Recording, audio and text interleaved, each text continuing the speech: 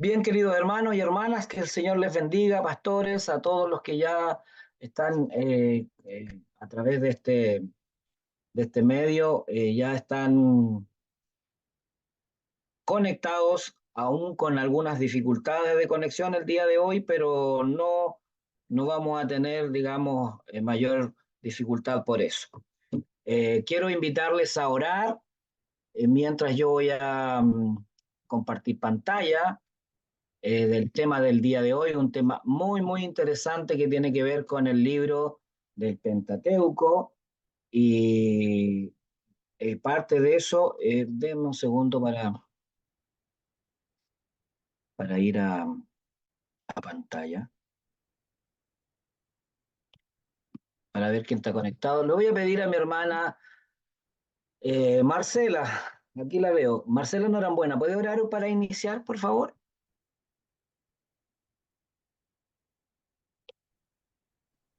Amén, pastor. Buenas noches a todos. Nos ponemos en presencia del Señor. Padre amado, a esta hora, Señor, nos ponemos ante su bendita presencia, primeramente agradeciéndole, Señor, por este día que usted nos ha regalado, donde podemos estar con vida, con salud, y en estos momentos nos estamos conectando a esta clase, Señor, donde le pedimos a usted que usted sea con cada uno de nosotros, entregando sabiduría, entregando Amén. entendimiento, Señor, para que así podamos aprender todos juntos un poquito más de su palabra. Bendiga a cada uno de los que se han conectado, Señor, a esta hora en distintos lugares y sea con nosotros en todo momento. Esto se lo pedimos, se lo imploramos en el nombre del Padre, del Hijo y del Espíritu Santo. Amén. Amén. Gloria a Dios, Gloria a Dios. gloria a Dios Gloria a Dios por para siempre. siempre. Amén. Amén. Muchas gracias, mi hermana. Amén. A todos los que van llegando, vayan colocando ahí presente en el chat, por favor. Y iniciamos entonces la clase del día de hoy, que está muy interesante. La clase de hoy nos convoca el libro de Éxodo. Y el libro de Éxodo tiene la primera parte y lo vamos a dividir en dos clases. Este libro que comprende la clase, los capítulos del 1 al 11 y de luego o al 12 y luego del 13 al capítulo 40. Dice el texto base para esta clase, dice: aconteció que después de muchos días murió el rey de Egipto y los hijos de Israel gemían a causa de la servidumbre y clamaron, y subió a Dios el clamor de ellos con motivo de su servidumbre. Y oyó Dios el gemido de ellos y se acordó de su pacto con Abraham, Isaac y Jacob, y miró Dios a los hijos de Israel y los reconoció Dios. Éxodo capítulo 2, versos 23 al 25. El tema de hoy que nos convoca entonces la clase número 3, el libro de Éxodo, entre Egipto y la esclavitud de los primeros 12 capítulos. Ya la temática a desarrollar tiene que ver con el nombre, el propósito del libro, su contexto histórico, la esclavitud del pueblo, el llamamiento de Moisés y todo este proceso de las plagas, la Pascua y la liberación del pueblo. Ya, todo eso vamos a ver en esta hora. Partimos con la clase un poco retomando la clase anterior y nos damos cuenta que todo esto tiene, mire, desde el capítulo, yo decía, Génesis capítulo 12 en adelante, toda la Biblia se aboca al pueblo de Israel a través del llamado de un hombre llamado Abraham. Lo vimos la semana pasada y de él viene toda la descendencia de una nación santa, como decía la escritura, una nación que Dios llamó a santificar a otras naciones. Luego de Abraham viene la bendición para su hijo Isaac, que era su hijo legítimo. No es que los otros no tuvieran valor, pero en el fondo su hijo, él directamente de su esposa, de sus entrañas. Ya luego de ello viene Jacob, que también era su hijo, segundo hijo de estos gemelos que nacieron, el segundo Jacob, pero también la historia nos enseña de esta obra del Señor, este misterio del Señor que quiso que su hijo menor de Isaac fuera quien tuviera la bendición final. De este Jacob, que ya sabemos que se constituye, él, de a poco, el Señor, paso a paso, miren lo interesante de esto, paso a paso el Señor fue constituyendo una nación. No fueron nación hasta cuando ya entraron al pueblo, cuando ya salieron, perdón, de Egipto. Antes de ello eran tribus, una gran tribu, Jacob y sus 12 hijos, 12 tribus, y todo lo que ya conocemos, pero se constituye como nación, lo vamos a ver más adelante en el libro de la segunda parte de Éxodo, porque ahí vienen a ser una nación y estando en la esclavitud, inclusive Faraón le dice, esta nación es muy grande, puede ser más grande incluso que nosotros, así que vamos a exterminar los niños menores de 2 años, o vamos a exterminar cuando las parteras tenían que, lo dice el texto más adelante, tenían que, si era niño, tenían que exterminarlo. Ya el primer genocidio, digamos, escrito, registrado en la historia de la humanidad, es el genocidio de los israelitas, a través de estos faraones, ¿ya? Eh, Fíjense que lo digo así de claro porque antes de ello era solo tribu, era un pueblo, era un hombre con una gran familia. ¿Se entiende? Abraham, luego su hijo, pero Dios se centró en este hombre para constituir una nación. En este hombre que fueron pasaron generaciones y generaciones, la primera de su hijo Isaac, la segunda, perdón, su hijo Isaac, la tercera de su hijo Jacob, y de este Jacob nacen estos 12 hijos. Aquí está en el capítulo 49, está claramente establecido, Génesis capítulo 49 está claramente establecido, fíjense, y en el capítulo 35 también de Génesis, establecido por qué Rubén no fue el heredero, como por el primero de línea, el primer hijo de Lea, su esposa primera. Acordémonos que Jacob tuvo 2 esposas, Lea y Raquel, y además tuvo 2 concubinas, que era Silpa y Bila. Lamentablemente Rubén, que es su hijo mayor, tuvo un incesto con su madrastra, o como la concubina la concubina de su padre, ¿ya? Por lo tanto, como dice el texto ahí, no serás principal por cuanto subiste al lecho de tu padre. Quedó destituido.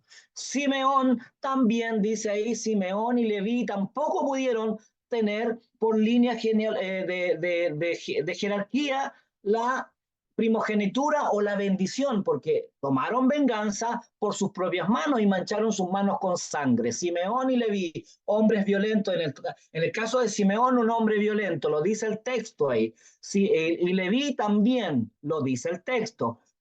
Y en el caso de Judá, ahí está la profecía de parte de Jacob, antes que pasaran cosas, antes que fueran esto, y Judá viene a ser el cabeza de, de principal. Judá, te alabarán tus hermanos. ¿Se fijan? Esta profecía dada en este capítulo habla del futuro de Judá y de su capacidad de ser líder. Lo vamos a ver cuando estemos en el libro de Éxodo, cuando veamos cuando el pueblo estaba en el desierto, vamos a ver que su organización para moverse como nación eran 3 tribus adelante, 3 tribus al costado, 3 tribus atrás, alrededor del tabernáculo, y cada vez que salían, el primero que salía como a cabeza de todas las tribus era Judá. Eso lo vamos a ver más adelante, cuando veamos ahí en pleno peregrinaje. Pero esto establece aquí claramente que por qué Judá fue el león, como le dice, el león de la tribu de Judá. Además, Judá, su bandera, cada uno de estos patriarcas tenían una bandera, sus tribus tenían banderas representativas y Judá tenía la bandera un león, ¿ya? Por eso a Jesús se le dice el león de la tribu de Judá. Y así uno va haciendo el engranaje de de esta historia bíblica que tiene mucho sentido, porque aprendí el otro día que no hay otro libro, no hay otra nación o tal vez historia que tenga tal detalle de sus genealogías para llegar hasta mismo Jesús.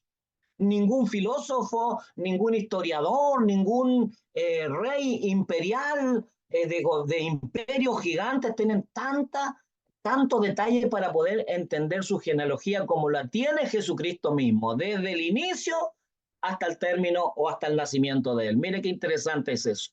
¿Ya? Y aquí está un poco todo el orden, entonces, jerárquico de por qué Judá viene a ser el cabeza de sus hermanos, el líder de sus hermanos, lo dice la palabra aquí, los hijos de tu padre se inclinarán ante ti, ante tu cetro. Se cumplió con David, porque es David, ¿cierto? descendientes de la tribu de Judá, y su reino sería eterno a través de la eternidad de Cristo. ¿Ya? Eso ya lo sabemos. Ahí está, este material también ya está, como dice, no voy a seguir detallando más de esto porque es parte de la introducción nada más. Si avanzamos, esto es siglos después, esto lo están viendo con el pastor José, cuando pasa del Mar Rojo, perdón, cuando pasa del Jordán, el pueblo, ya la nación hebrea pasa el Jordán, Dios le dio límites. Miren los límites que tenía el Señor para esta nación, estoy hablando de siglos después. Perdón, estoy hablando de décadas después, cuando le dice para el norte será el Líbano, para el sur o para el este será el río Éufrates, para el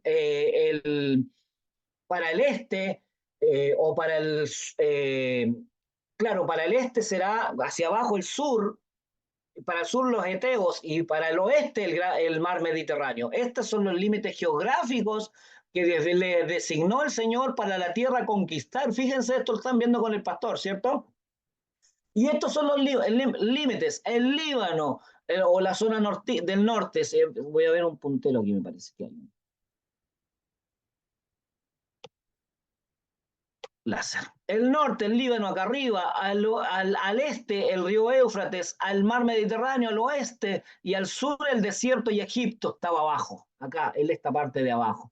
Todo está delimitado de acuerdo a lo que Dios le había dado al pueblo de Israel. Esto es antes que salieran, o nosotros estamos recién en la parte de la esclavitud en Egipto. Si avanzamos un poco desde el patriarca en adelante hasta cuando ya empieza el proceso de la tierra prometida, nos damos cuenta de todo esto, nos damos cuenta que esto todo es una línea genealógica, una línea de tiempo que no tiene errores, no tiene ninguna dificultad en su proceso. Miren, Abraham, su pacto, Isaac, José, Jacob, José. ¿Por qué José es importante? Porque fue quien Dios utilizó para preservar este pueblo, que entraron como 70 hombres, como un padre de familia con 70 familias, ¿ya? Descendientes, y esos 70 se multiplicaron alrededor de 3 millones de habitantes. Hay cantidad más, cantidad menos, pero se dice que de 2,5 millones a 3 millones de habitantes aproximadamente fueron todos los que vivieron y los que salieron de Egipto. ¿Ya? Esta línea de tiempo es muy interesante porque da a conocer los hitos paralelos también contemporáneos a ese tiempo cuando también estaba el apogeo egipcio. ¿Ya? Vamos a ver eso ahora. Si avanzamos en esto, nos damos cuenta, y aquí un poco entramos a tierra derecha. El tema central del libro de Éxodo de Jehová redima a su pueblo y lo transforma en una nación. Ve que aquí recién en el Éxodo se constituye la nación, recién aquí. Antes de ello era un pueblo, el pueblo hebreo, un grupo de gente. Pero después de ello, Dios, ¿por qué creen ustedes que los constituye nación? ¿Cuándo los constituye nación? ¿Cuándo una nación es nación? Si alguien me puede contestar en una palabra eso. ¿Cuándo una nación es nación? Pueden abrir su audio para... ¿Cuándo? Cuando tiene tierra, una ubicación. Uno, dos. Cuando logra Por la cantidad de habitantes. ¿Cómo? Por la cantidad de habitantes. Por sus límites. Tierra, ya eso es tierra. Dos. Hay algo más importante. Independencia. No necesariamente. Más importante, es un libro completo de eso, que lo vamos a ver después de eso. Cuando tiene leyes. Exacto, gracias hermana. Esa es la forma de constituir una nación. ¿Cuándo nos hicimos Iglesia Pentecostal Nazaret? Cuando tuvimos estatutos, cuando tuvimos normas, cuando teníamos un terreno donde construir nuestra iglesia, ahora tenemos una sede, somos una iglesia formal, ¿se entiende? Antes de eso no éramos, no es que no fuéramos iglesia, pero antes de eso no eran nación los hebreos. Recién aquí empieza el proceso de nación.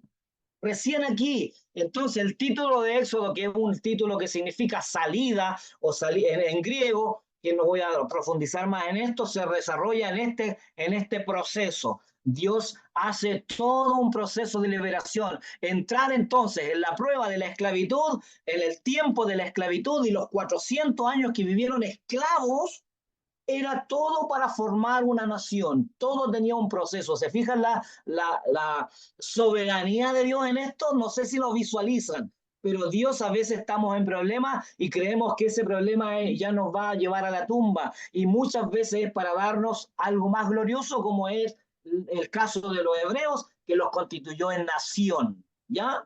Antes de eso no había nación. Han visualizado eso, ¿no? Antes de eso era un pueblo que estaba ahí, pero luego cuando le dio leyes, normas, estatutos, funciones, tierra, constituyó nación en ellos. Avancemos, por favor. ¿Qué nos dice el contexto? Porque este estudio, la mayor parte de nuestras clases, de todos los profesores, queremos también contextualizarlos, porque cuando usted predique, tiene que contextualizar la palabra, sea el pasaje muy cortito, pero está dicho dentro de un contexto. Y a veces, cuando nos salimos de ese contexto, cuando tengan las clases de homilética, vamos a entender que, y a través de aquí hay predicadores más experimentados, pero hay un texto, a mí me quedó muy claro cuando estudié yo homilética, que lo comparan como la predicación trompo. Usted me dirá, ¿qué significa eso? ¿Qué es un trompo? Algo que usted tira con una alianza y lo hace girar, pero gira en torno a un punto. ¿Se fija, no? Y da muchas vueltas, pero nunca se sale de esa lanceta que tiene ahí, vayamos el punta, que nunca se sale de ese punto. Puede girar por muchas cosas, pero siempre tiene un punto central.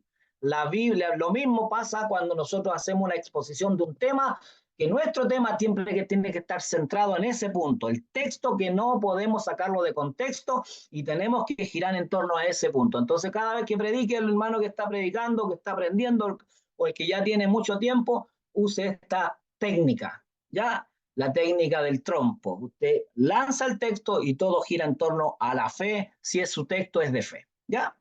Dice, la civilización egipcia, que es una de las más antiguas también y más organizadas, ya entendíamos que estaban los arcaicos. ¿Se acuerdan de la clase pasada? Los arcaicos, después los acadianos o los acadios, y luego vino la tercera dinastía, que fue la dinastía más fuerte en el tiempo de Abraham, cuando lo sacó de Ur de los Caldeos. Pero en paralelo también existía la sociedad ahí en Egipto, que era un lugar también privilegiado porque estaba a la orilla de un río llamado Nilo. Este río era también una cierta protección, así como Chile tiene una barrera geográfica natural que nos impide que traspasen tornados, que se traspasen virus, que se quedan alojados ahí en esa cordillera de los Andes que nos cuida, digamos. Lo mismo pasa cuando en este caso de los egipcios, que tenían esta protección. Recuerden que la primera civilización estaba situada en la zona mesopotámica. ¿Se acuerdan de eso, cierto? Entre el río Éufrates y el río Tigris.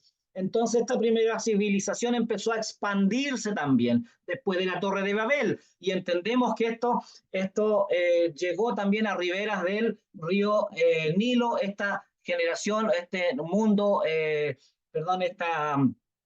esta nación llamada Egipto, ¿ya? Una nación grande. Los egipcios se le llama en ese tiempo, así como nosotros hoy día llamamos el imperio, el principado de Satanás, el gobierno de Satanás, y más adelante que viene, muchos hablan del nuevo orden mundial, y este emperador, este rey, este señor que se levantará como anticristo, dueño de todo. ¿Se entiende eso? Lo mismo pasaba en paralelo cuando estábamos allá por los años 1800 más o menos antes de Cristo, 1600, 700 años antes de Cristo, cuando imperaba este gobierno llamado gobierno egipcio, con faraones que son símiles de el anticristo, símiles de estos hombres fuertes, símiles del gobierno mundial, ¿ya? No había otro gobierno más potente que ellos en ese tiempo. Fíjense que sus zonas geográficas se les conoce como Bajo Egipto y Alto Egipto. En el fondo es toda la ribera del río Nilo, donde existe la tierra de Gosén, donde fueron a habitar los hebreos cuando llegan después de que Jacob ingresa a Egipto, y José le dan un espacio, ese faraón amigo que logró ser su, digamos, que lo elevó a visir o a segundo en su categoría de jerarquía, los destinan a una zona llamada la tierra de Gosén, que está en el delta del Nilo, vale decir, a casi donde el Nilo se transforma en varias opciones de ríos que decantan en el mar Mediterráneo. ¿Se fija? Es muy interesante esto porque uno entiende cuál era el sentido de esto. Después, más adelantito, vamos a ver por qué se situaron ahí, por qué llegaron a esa tierra. Primero, los egipcios consideraban el pastoreo como algo de menos clase, ¿ya? Entonces los tiraron a una orilla, casi a la orilla, así como en la última parte de su reinado, que era la tierra de Gosén, pero eso tenía un sentido, que eso estaba en directa línea de observancia, digamos, de mirar hacia el horizonte y se encontraban la tierra prometida hacia ese lugar, hacia el sur, hacia el norte, perdón, ¿ya? Porque la tierra prometida está por la ribera del Mediterráneo hacia arriba, entonces no estaban en cualquier lugar. Fíjense, no sé si me siguen con el láser aquí, pero no estaban escondidos ni en el Alto Egipto, que es acá esta zona más, sino aquí arriba, al lado del Mediterráneo, en la tierra de Gosén, donde tenían directa observancia de la tierra prometida. Nunca Dios siempre les dio la tierra prometida como su lugar donde tenían que volver. Canaán era su lugar, ¿cierto? Que se la prometió a Abraham y que la fue confirmando, y luego de eso tenían que llegar a aquel lugar. No llegaron al tiro, obviamente, lo vamos a ver en el proceso. Ya, esto es lo que pasó. La sociedad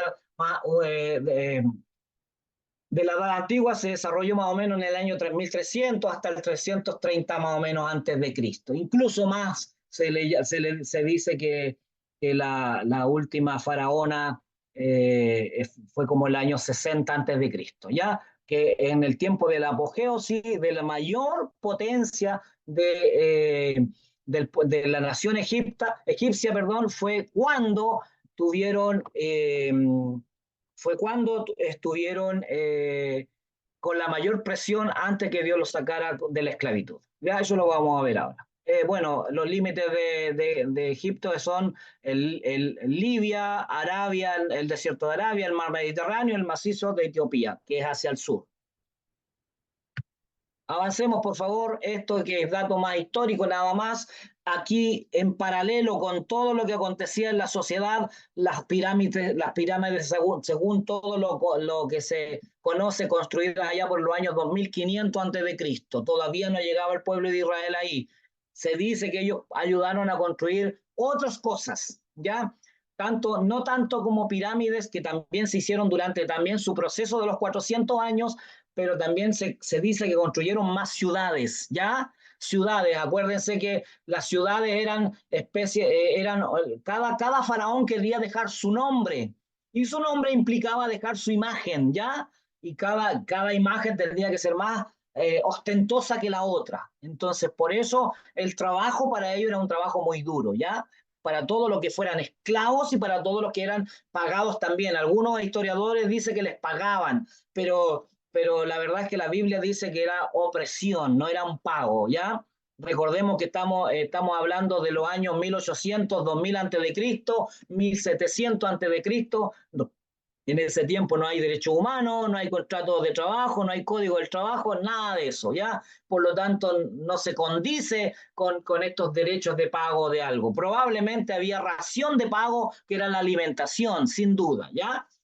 Y ahí vemos que en este tiempo, en el tiempo de la dinastía egipcia, el de la mayor apogeo aquí, cuando empieza la mayor opresión fue, dice, cuando la unidad aquí en la dinastía de la número 18 y 20 más o menos, dinastía en los años 1500 en adelante, viene este proceso de mayor unificación del pueblo egipcio, donde derrotan a unos llamados Hyksos, que los vamos a hablar en la siguiente lámina, donde derrotan un imperio que no era un imperio, sino era una especie de grupo de hombres, una especie de nómades que salían a conquistar terrenos y conquistaron la tierra de Gosén y que quisieron conquistar todo Egipto y se levanta un grupo también y hay una especie de defensa de esta tierra y al defender esta tierra también quisieron ser muy crueles en todo el trabajo de opresión que tenían con sus conquistados. Los hebreos ya estaban ahí, pero los conquistados también era una forma de mantener autoridad sobre ellos, ¿ya? Ahí tenemos todo, miren, la pirámide de Sócer, la esfinge de Giza, que ustedes todos saben que tiene ahí la nariz especie de...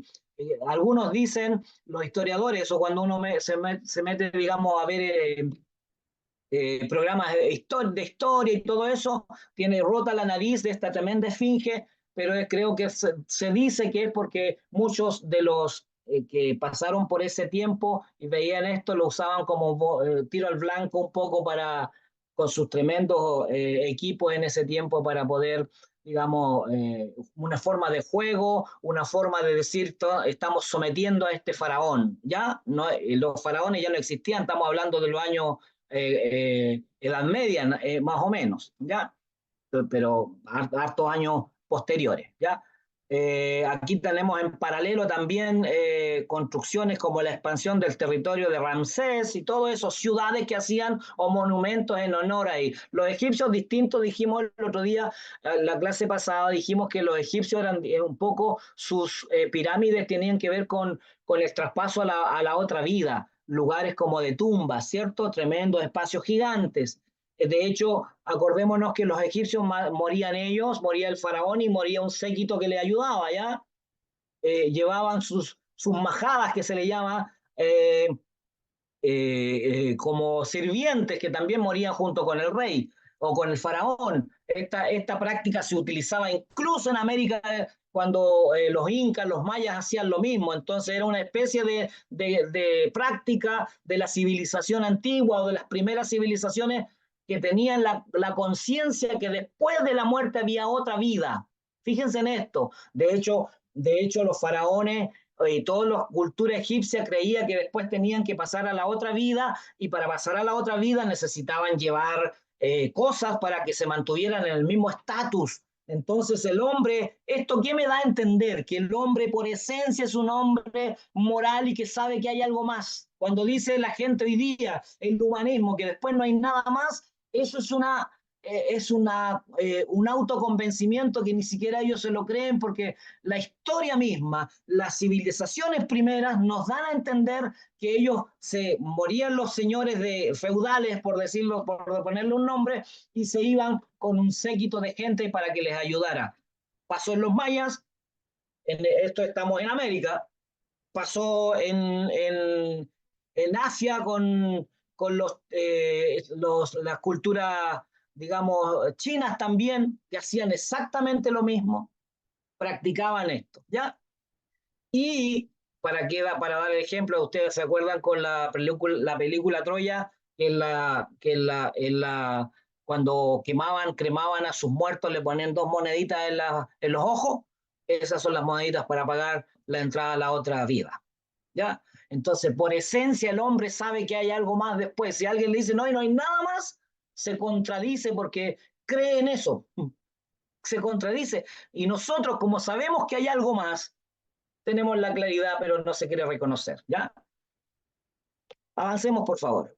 Aquí está un poco la jerarquía, digamos, política y social, donde el faraón es el primero, los nobles, los sacerdotes. Acuérdense que era muy importante el sacerdote en una cultura como ella, que era altamente pagana, ¿ya? Politeísta, por sobre todo. El faraón era el dios en la tierra, ¿sí o no? Díganme qué religión tiene un dios aquí en la tierra.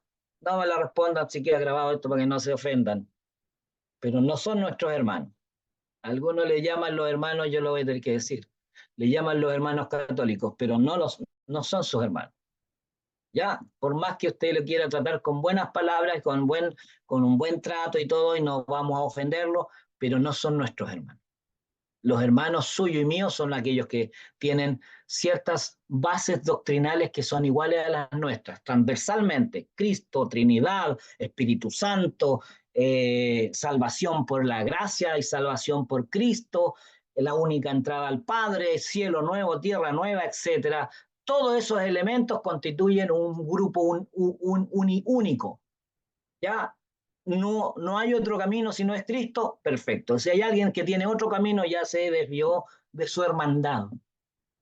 ¿Se entiende? Como para que seamos apologetas de nuestra fe, no para pelear, sino para tener la seguridad de quién es mi hermano. Sigamos. Ahí está un poco la cultura en cuanto a lo religioso, sus dioses, el dios Ra, principal dios de ellos, dios del sol, creador de la vida. Acuérdense que el faraón tenía una especie de aureola en su vestimenta, en su gorro, que simbolizaba al dios mismo en la tierra. Era el representante, todo lo que decía él es lo que estaba diciendo Ra, etcétera, etcétera. Sus sus construcciones, todos tenían que ver con la religión, todas sus construcciones no tenían que ver con otra cosa que no fuera religioso, o que lo pusieran en una altura de dioses, ¿ya? Ellos se creían dioses, ¿ya? Y por lo mismo, se asimila, se hace un símil del imperio de Faraón al imperio que resurge en este tiempo cuando se globalice todo. El otro día hablaba una hermana del pastor José González, no me acuerdo su nombre, pero hablaba un poco de esos temas del nuevo orden mundial, donde va a haber una sola moneda, un solo señor, alguien a quien le tendrán que dar todo su parecer, le tendrán, porque nosotros no estaremos aquí de acuerdo a mi creencia, de acuerdo a mi fe, que seremos arrebatados antes, ¿ya? Continuemos, por favor, para no pegarnos un poco ahí. Aquí está un poco lo que yo les decía, en el siglo XVII, eso vale decir allá por los años 1700, 1800, más o menos antes de Cristo, perdón, 1600 antes de Cristo, estos gobiernos centralizados se caracterizan por sus proyectos de irrigación. En el 1700 aproximadamente hubo una guerra civil, más que guerra civil, hubo una invasión de los Hicsos. Los Hicsos, como les dije, eran un grupo, se dice que son descendientes de Abraham por Sétura. Me parece que acuérdemos que Abraham tenía su esposa, Sara o Sarai, eh, eh, ¿cómo se llama? La otra, la madre de Agar, Agar, gracias, y Sétura también, no sé, me acuerdo si es Sétura o Sétura, pero ese nombre también era ella otra esposa de él o concubina, y de él nace un grupo de gente también, de Abraham. Y ellos se dicen que estos Hicsos eran descendientes de Abraham, que invadieron porque vivían en la zona de Canaán o en esa zona geográfica, invadieron la zona norte de Egipto, que es la zona de Gosén, la zona del Bajo Egipto, y conquistaron ese lugar y quisieron conquistar todos, y hubo una rebelión interna ahí, y en esa rebelión interna nace un imperio, el imperio que se le llama el más fuerte de Egipto, que fue más o menos en el año 1500 en adelante, ya antes de Cristo, en el imperio que tuvo mayor trascendencia por su cultura, por su sistema de riego, como dice ahí. Miren, estos gobiernos centralizados se caracterizaron por sus proyectos de irrigación, explotación minera de cobre, la construcción de canales de regadío del Mar Rojo, del Nilo. Floreció el comercio, la educación y la literatura. Fue el tiempo de mayor opresión, que ya fueron más o menos los últimos años de los 400. Acordémonos que los primeros años fueron amigos, 30 años. Por lo tanto, cuando usted le dice cuántos años estuvo, yo le puedo preguntar cuántos años estuvo el pueblo de Israel en Egipto. Usted va a decir 400. Es verdad, estuvieron 400, pero 400 años esclavos. Pero hubieron 30 años que no estuvieron de esclavos. 30 años que fueron amigos, o que Faraón tenía un beneplácito con José, al punto que le dice, trae tu familia y vivan en esa región. Por lo tanto, en estricto rigor, el pueblo hebreo estuvo 430 años en Egipto. ¿Ya? Y eso no lo digo yo, lo dice la Escritura. ¿Ya? Solo que 400 fueron de esclavitud. Y los últimos 100 me atrevo a decir que fueron los de mayor carga laboral o de mayor exigencia. Porque acuérdense que en ese tiempo de mayor exigencia ya consideramos 40 años que vivió Moisés ahí en casa de Faraón. ¿Ya? Por lo tanto, probablemente los últimos 50 o casi 100 años fueron de mayor exigencia, de acuerdo a lo que dice la historia, que este imperio fue un imperio más severo, que construyó más cosas, que ideó más cosas, pero si quisieron ser la nación que conquistaba todo, ¿ya? Y que por eso se habla de ellos como el imperio más fuerte, que fue la dinastía del siglo XVIII o la dinastía número 18, de las tantas dinastías que tuvieron. Avancemos, por favor. Aquí, miren, el imperio, aquí dice algo interesante en esto, que es lo que yo les decía,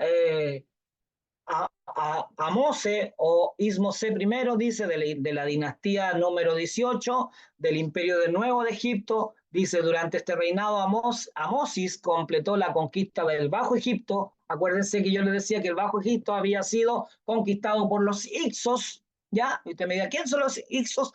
Al investigar usted se va a dar cuenta que son descendientes de Abraham, pero de esta línea, de esta concubina que tenía, y además que eran pueblos, entre comillas, nómades que llegaban y conquistaban. Si los expulsaban, se iban a otro lado y volvían. Ah, ¿alguien habló? Ya.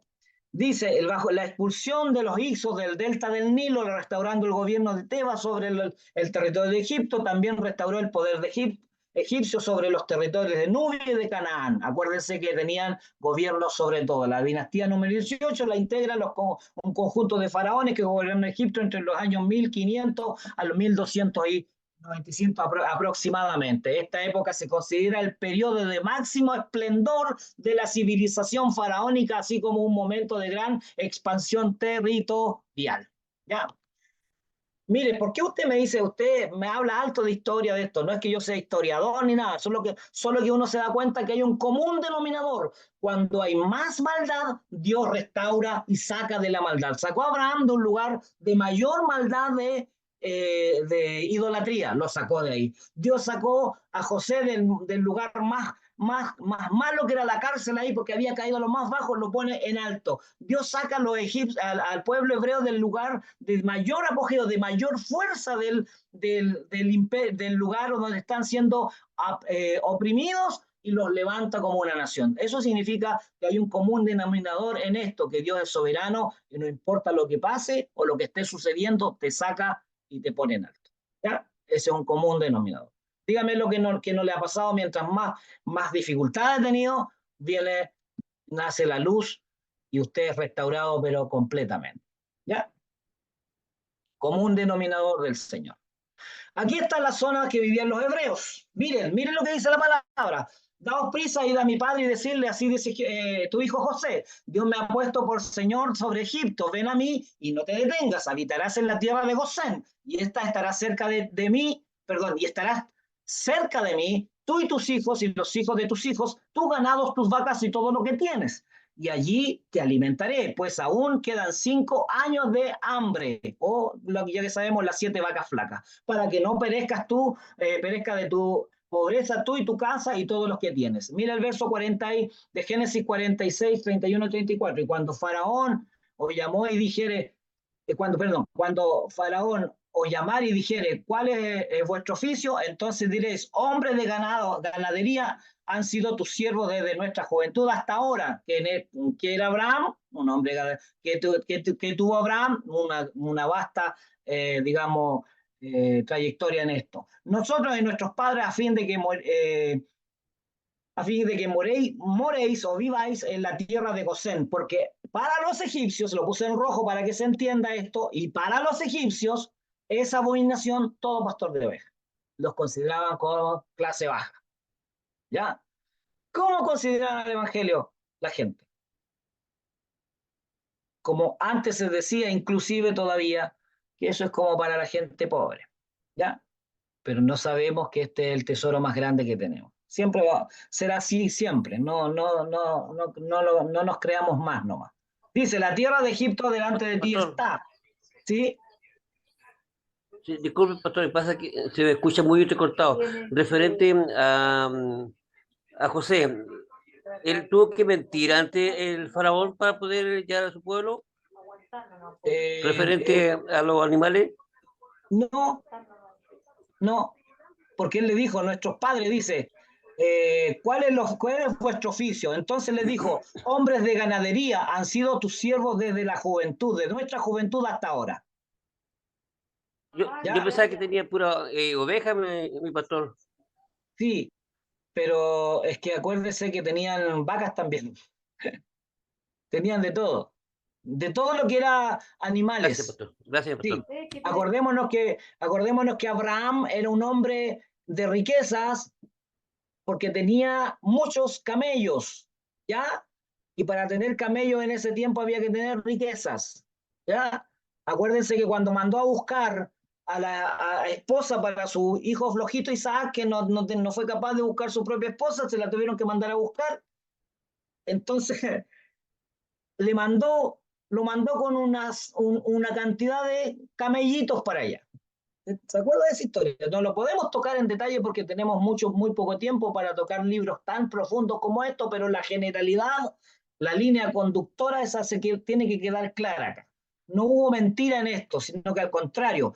Pero, ¿por qué? Entonces los destinan a esa zona geográfica, allá donde está cayendo el mar Mediterráneo. ¿Qué van a hacer ahí? ¿Es una tierra de ganadería? Sí, perfecto. Y ahí se fueron ellos, fíjense ahí. ¿Ya? Dice, lo mejor, y ¿qué le dice Faraón? La tierra de Egipto delante de ti está, en lo mejor de la tierra has de habitar a tu padre y a tus hermanos.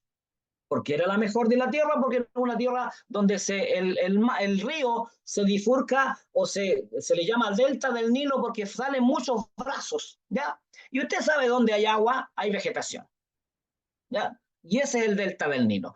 ¿Por qué estaba el delta del Nilo ahí? ¿Por qué los mandaron ahí? Porque si usted se pone a mirar, Canaán está al frente, ahí. Entonces, Dios quiso que estuvieran ahí en un sentido estratégico, para que miraran allá, miraran a la tierra prometida, no se olvidaran de ese lugar. Es como cuando Dios nos da la palabra que hay cielo nuevo, tierra nueva, Apocalipsis 21, que nos dicen en Primera de Corintios 15, 51, ustedes serán arrebatados en un abrir y un cerrar de ojos. No nos olvidemos que no somos de aquí, son advenedizos, son transitantes, porque a veces nos queremos quedar en la tierra. Le pasó al pueblo de Israel, lo vamos a ver después en la clase siguiente, cuando decían las murmuraciones de Israel eran estas. En Egipto teníamos pan, teníamos carne, teníamos de todo, pero estaban esclavizados. ¿Puede entender eso usted? Es como que usted diga yo, aunque era, perdónenme, no quiero tocar sensibilidades, nada, pero aunque era borracho tenía felicidad, pero no, si no era felicidad, ¿me entiendo, no? Y a veces como que miramos para atrás. Yo no estoy hablando de nadie aquí, es un ejemplo, me equivoqué en el ejemplo, pero si es que alguien no se entiende, pero era Sí, eso. sí, disculpe si entendemos, era como una dependencia emocional que tenía. Y No veían. más que emocional, era Oh, falta de fe, porque en el fondo, ¿qué nos pasa a nosotros cuando nos falta la fe? Miramos que antes estábamos mejor, pues. yo no, No, estamos yo de no, acuerdo, sí, ninguno de nosotros, yo pero estaba peor. claro, probablemente mucho, cada uno tenemos nuestra propia historia, pero imagínense que ellos miraban, teníamos carne, lo vamos a ver después en la otra clase, teníamos carne, porque reclamaban por carne, teníamos pan, teníamos agua suficiente, pero vivían esclavos. Ahí sí que uno entiende, realmente Dios tiene misericordia de nosotros más de la que nosotros merecemos. La tierra de Gosén era la mejor tierra y dice, y estaba lo suficientemente alejada del centro de la vida de Egipto, o la vida egipcia. ¿Qué era esto? Los sacó el Señor incluso de la idolatría para que no se apegaran a ello. Acuérdense que el mensaje en el libro de Deuteronomio, que todavía nos falta para llegar, pero Moisés le dijo, no te inclinarás a sus dioses, raerás la tierra, no harás alianza con ellos. Lo peor, hicieron lo mismo, hicieron todo lo contrario de lo que no tenían que hacer. Porque sabía el Señor que le iban a... Dijo, no darás tus hijos a las hijas de ellos. ¿Por qué? Porque inclinarán tu corazón. Y nos vemos después, siglos después, cuando Salomón dice que fue inclinado su corazón a la idolatría por causa de sus esposas. Eso dice textual, perdónenme la hermana, pero dice, por causa de tus esposas, dice textual, fue inclinado tu corazón a la idolatría. Continuemos. Aquí está el llamamiento ya estoy un poquito en la hora ya, me quedan 10 minutos. En el caso de Moisés, el llamamiento ya lo conocemos, esta es la historia maravillosa, esto es la salvación y el momento glorioso de salvación para este hombre libertador llamado Moisés, que todo su nombre, acordémonos que esta es otra sombra y figura de Jesucristo. Cuando hablamos de Moisés hablamos del libertador, cuando hablamos de Cristo hablamos del libertador.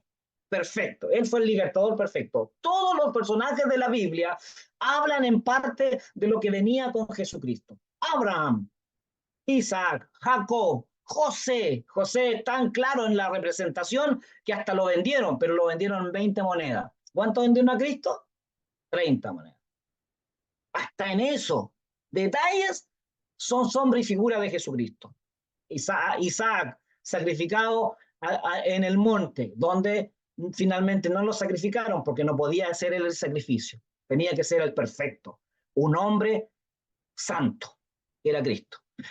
Moisés, un libertador con obras milagrosas, así como Cristo hizo obras milagrosas. Acuérdense que sanidades y milagros son distintos. Uno tiene que ver con lo físico y otro tiene que ver con cosas extraordinarias de la naturaleza. ¿Ya? Cuando Dios detiene detiene el mar en la barca, eso es un milagro. Cuando camina sobre la barca es un milagro. ¿Ya? Y ahí estamos hablando que Él nunca dejó de ser Dios.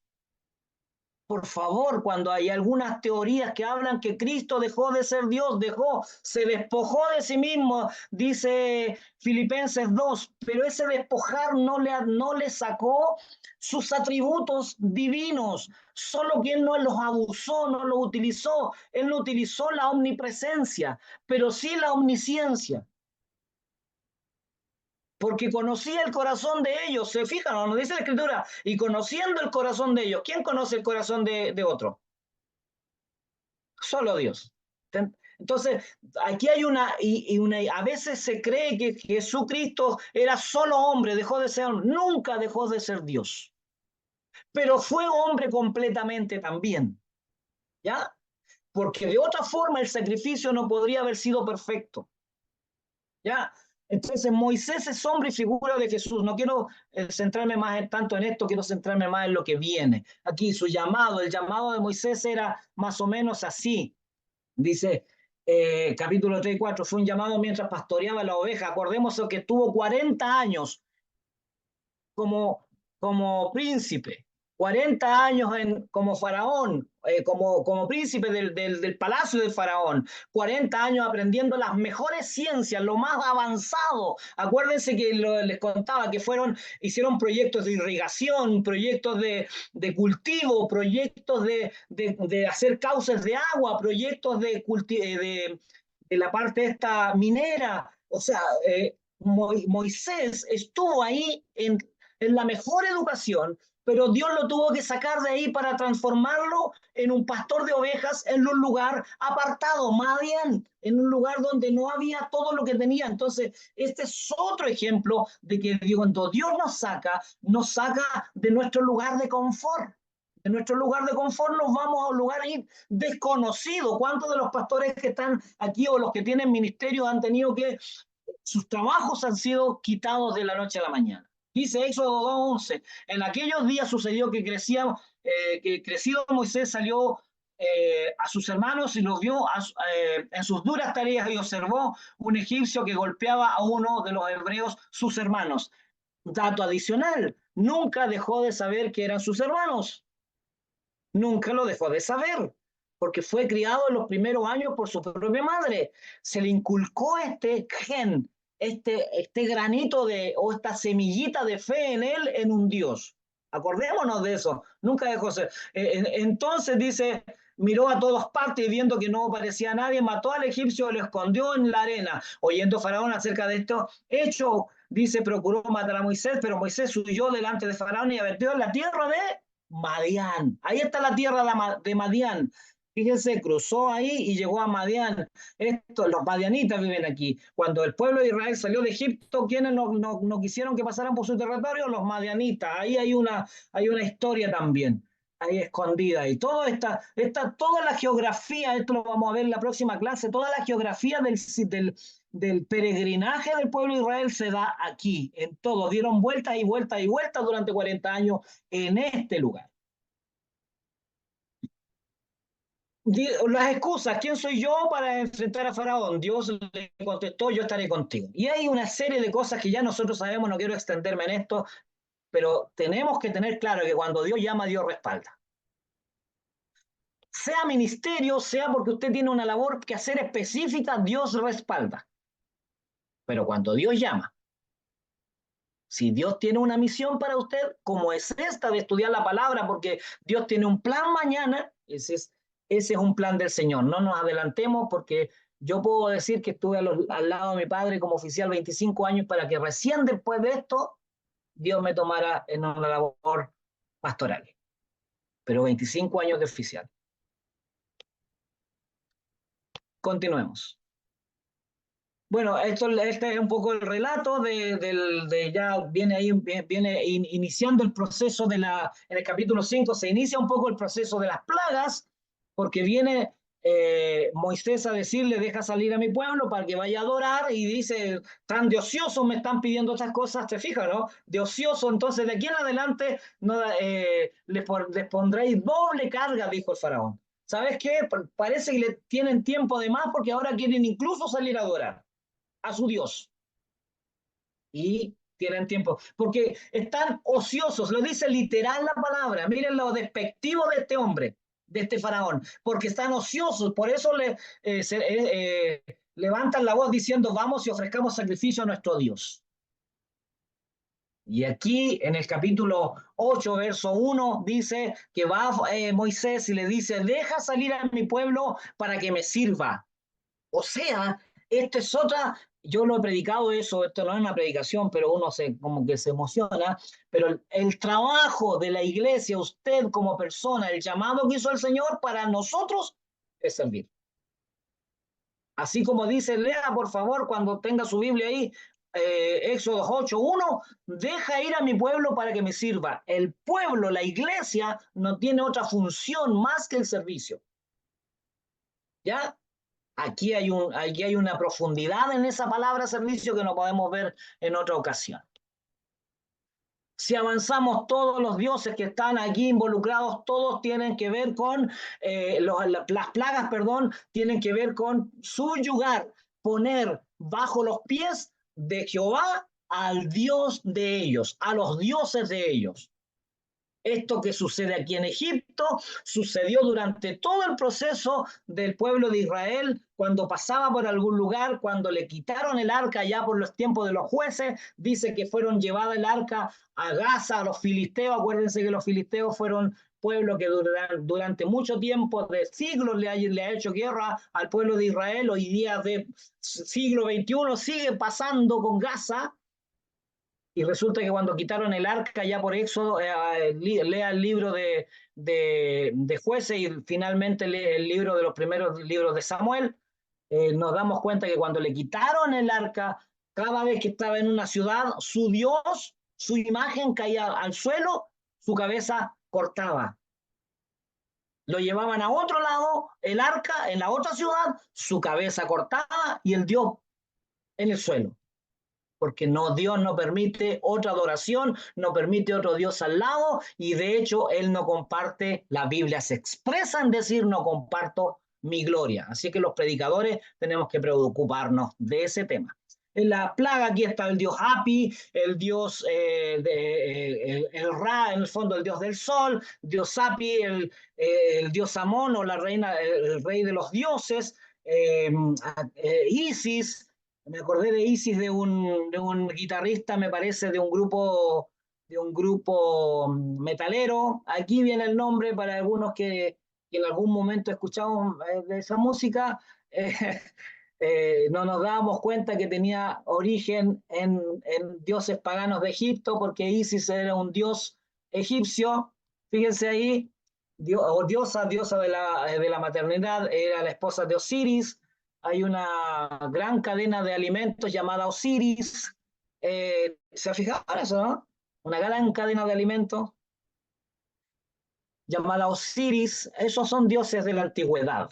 Fíjense lo interesante de esto, ¿ya?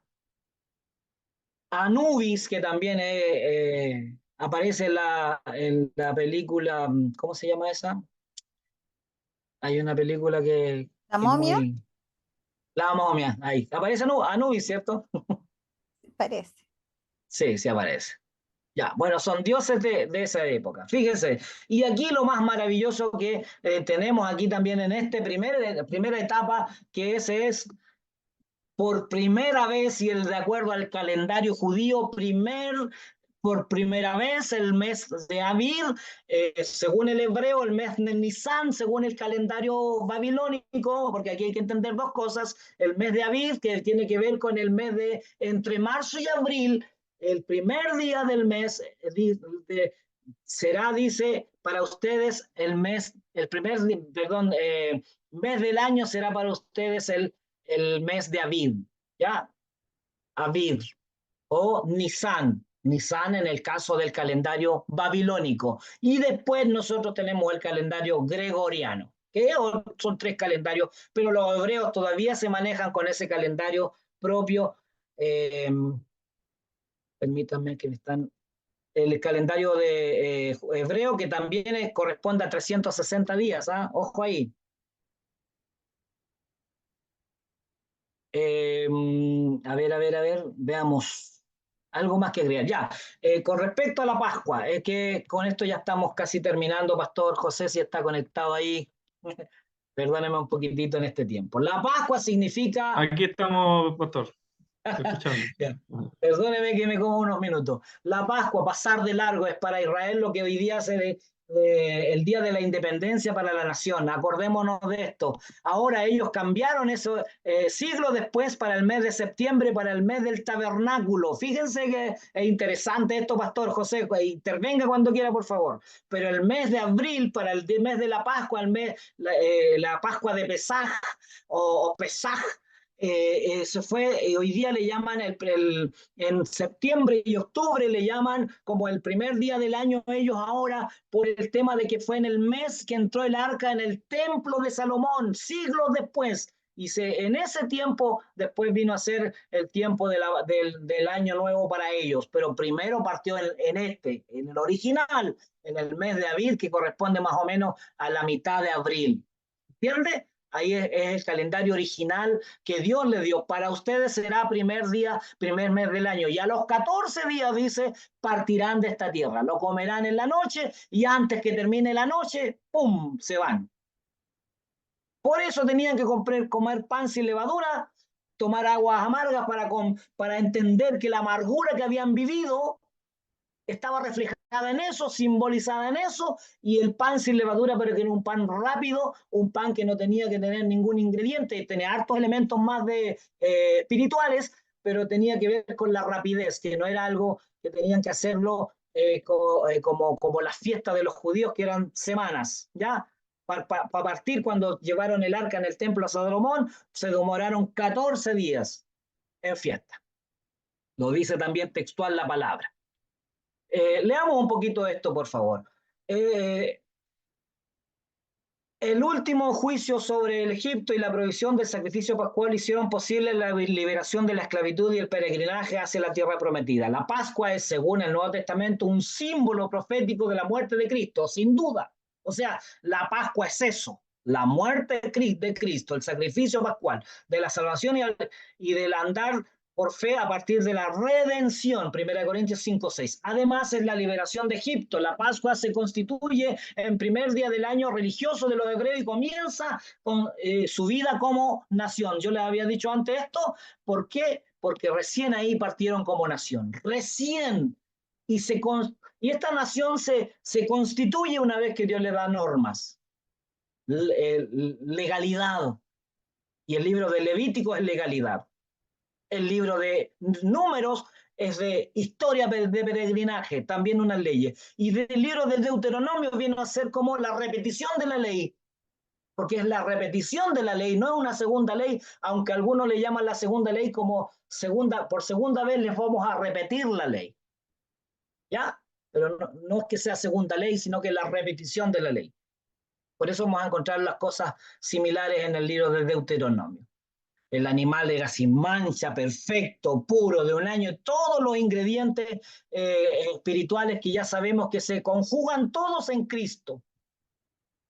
Y obviamente viene a ser el sacrificio perfecto.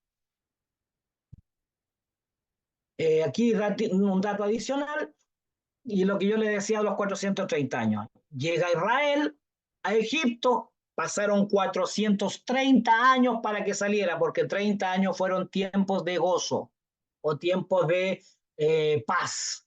Dice, la partida de los israelitas, según Éxodo 12, del 29 al 51, fue necesaria la terrible plaga de la muerte del primogénito, que ya sabemos que es la última plaga. ¿A quién estaba atacando el fondo? No era el niño que estaba tocando. ¿A quién estaba atacando el mismo Señor cuando mata al primogénito?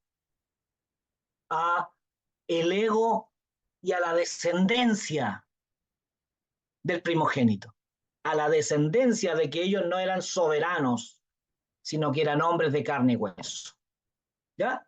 Ese fue el ataque final, no solo a su Dios personificado. ¿Ya? Los egipcios recibieron justa retribución por haber matado a miles de niños varones del pueblo hebreo durante mucho tiempo, por haber oprimido cruelmente a los esclavos israelitas y por la obstinación y obcecada de su rey o de su faraón. Ahora Faraón estaba quebrantado, permitió la salida de los israelitas sin imponerle ninguna condición. Aún más reconoció a Jehová, pidiendo a Aarón y a Moisés que lo bendijesen. Recordemos que los israelitas se fueron hasta con oro, con plata, con todo lo que le dieron. Váyanse, por favor, aquí tienen más cosas. ¿Qué más necesitan para irse? ¿O no, Pastor José?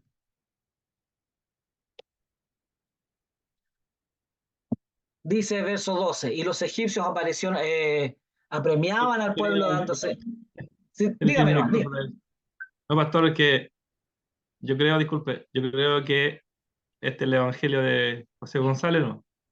Yo creo que si el pueblo de Egipto se entera de un comienzo lo que venía, plagas, hubiesen oprimido al rey o lo hubiesen exigido que dejara irse al pueblo. O con Sí. la segunda plaga, el pueblo, si hubiese sabido la relación que tenía Moisés con el faraón, ¿no es cierto? No las amenazas, sino lo que venía, las advertencias. Yo creo que el pueblo de Egipto, sobre todo cuando empezaron a morir los animales, cuando cayó la oscuridad, que para ellos era horrible, para ellos era Lógico. un demonio, ¿no es cierto? 3 días oscuros sin verse nada. Yo creo que hubiesen exigido a Faraón que lo hubiese dejado libre. Exacto. Entonces, es mi pensamiento, Exacto. yo creo que así puede ser. Lo bendiga. Fíjese lo que dice el texto del número capítulo 12. Texto, dice, y los egipcios, 12:33, apremiaban al pueblo dándose prisa para echarlos de la tierra. Y decían, si no, todos seremos muertos. E hicieron los hijos de Israel conforme al mandamiento de Moisés y pidieron a los egipcios alhajas de plata, de oro, de vestidos. Y Jehová dio gracia al pueblo delante de los egipcios y le dieron ¿cuánto le pedían? Y con eso, todos esos oros y todas esas alhajas y todas esas cosas, primero hicieron un becerro que se equivocaron. Pero luego de eso hicieron las cosas que vamos a ver después en el Éxodo, entre el capítulo 25 y el 40, cuando veamos todos los utensilios del tabernáculo. ¿Ya? Si avanzamos, ya estamos terminando. Aquí hay dos fechas controversias que yo no les doy mucho, digamos, análisis, porque puede que haya una mezcla ahí de fechas, pero el hecho existió. El hecho es real, el hecho es coincidente. Unos dicen que Imhotep II fue quien fue rey en ese tiempo, faraón en ese tiempo, de la salida en el año 1400, más o menos, que es lo que yo postulo también, pero hay un texto que habla ahí, la escritura de la ciudad de Pitón y de Ramsés, y Ramsés viene a gobernar allá por los años 1200 y tanto. Consideremos algo, sí, que los nombres se repiten, Ramsés primero, segundo, y la Biblia no habla de segundo ni tercero, habla de Ramsés nomás, ¿ya? Y a veces los nombres eran repetidos en las siguientes generaciones, así como nosotros hoy día al nieto le pone José, Lindo. o al bisnieto. ¿Ah, no? ¿Cómo? Sí, lindo nombre. O cualquiera de nosotros tenemos un nieto, o a veces al hijo no le colocamos, pero al bisnieto le venimos a poner el nombre del abuelo o del bisabuelo. Aquí también puede haber un componente de eso. Pero yo me acerco más por las fechas 1400, porque después, si continuamos hacia adelante, nos damos cuenta que también coincide con todo el proceso de la entrada a Egipto, perdón, a la tierra prometida, y después viene el tiempo de los jueces, después viene el tiempo de los reyes, etc. Es todo más coincidente con esta fecha de 1400. ¿Ya? Pero ese es un dato que no nos mueve nuestro proceso de fe y de todo lo glorioso que hizo el Señor. Estamos terminando, pastor. Creo que esta es la última. Sí. Vamos a dejar de compartir. Este material ya está. Ya lo tienen ustedes. Live. Y ya estamos terminando. Solo decirles que vayan en esta línea de tiempo, por favor, mental, de proceso, porque esto es el estudio que estamos haciendo, es un estudio de proceso de etapas bíblicas y no se contradicen ninguna de la otra, ¿ya? Luego veremos la salida y el peregrinaje, y ahí tenemos harto tema muy relevante, que ya adelantaba yo un poquitito en eso. Algo que agregar puntual lo pueden hacer, de lo contrario podemos ir, hermano Marco, al receso. Pastor, disculpe, más que una consulta, yo podría pedirle una opinión sobre algo, pero a su WhatsApp si es que es posible, no acá. Sí, de todas maneras. Muchas gracias. El pastor me contaba, o sea, me pedía el hermano Marco, que está a cargo, ¿no es cierto?, de nuestro soporte, si podíamos continuar con la clase de inmediato. Perfecto. ¿Le parece a los estudiantes? Porque como ya son las 9 y casi media, ¿si Y les aparte parece? hay Yo no un tengo problema problema. de la página del soporte, que probablemente nos haga el enlace de la imagen previa con musiquita, porque estamos haciendo un Claro. ajuste. Ya. Claro, ese lo explicaba ahí el hermano del grupo de administrativo, que hay un ajuste allí, ¿no es cierto? ¿Cómo se llama? Una actualización, y que mañana seguramente vamos a tener buenas noticias. Ya. Eso, yo agradecido, y continuamos, que está muy interesante todo esto, y probablemente no podamos decir todo, pero en lo que estamos viendo ya es un tremendo avance, y nos da luces de que así como fue la opresión del pueblo de Israel en el tiempo de Faraón, díganme que no estamos viviendo estos tiempos, y viene la salida gloriosa pronto. Eso nada más. Amén.